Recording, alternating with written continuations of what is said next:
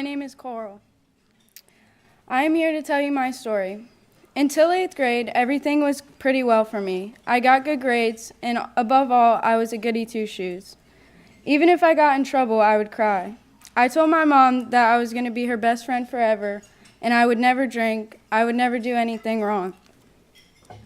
That all changed in 8th grade when I started hanging out with the wrong crowd. Now I am certainly responsible for my own behavior, but my friend introduced me to a whole new world. At first I started drinking. I thought I was sad, but when I drank, I just got worse.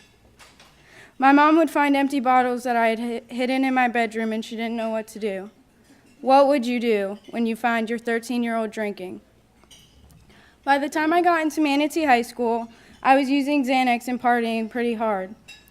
I would skip school and come back home. My mom told me she would lock all the doors, but I told myself I'd just unlock my window.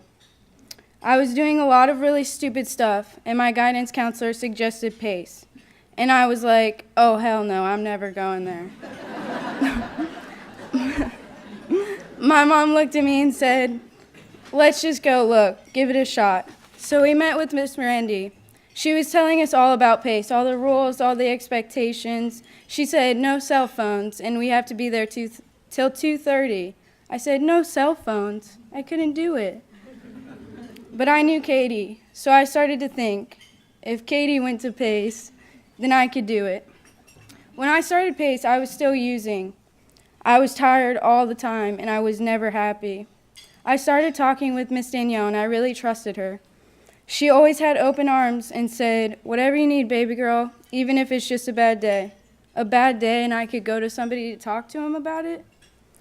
I wanted to tell her everything. I started thinking about it a lot, so then I did it. She listened to me and told me that she and Miss Brittany were going to get me help. My mom had said that she would have never been able to get me into treatment if it wasn't the help of Miss Brittany. There I was, in treatment, no phone, nothing, just alone, thinking about the consequences of what I had done. At first, I was very angry at Miss Brittany. I was very mad. After 3 days, I got out. And now, addiction runs in my family, with my father and my mom using. Once I got out, my mom was using again.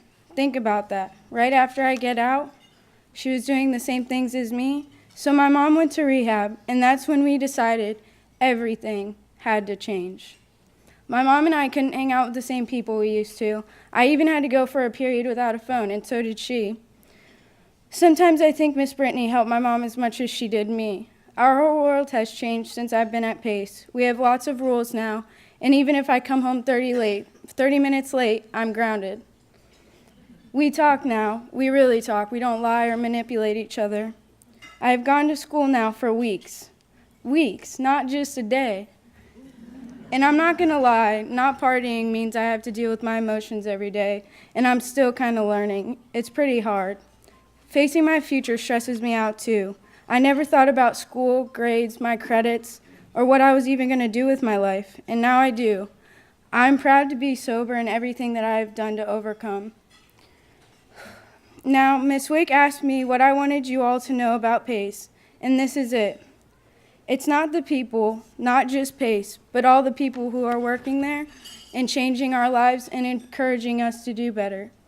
The counselors, the teachers, Miss Wick, Miss Randy, everybody.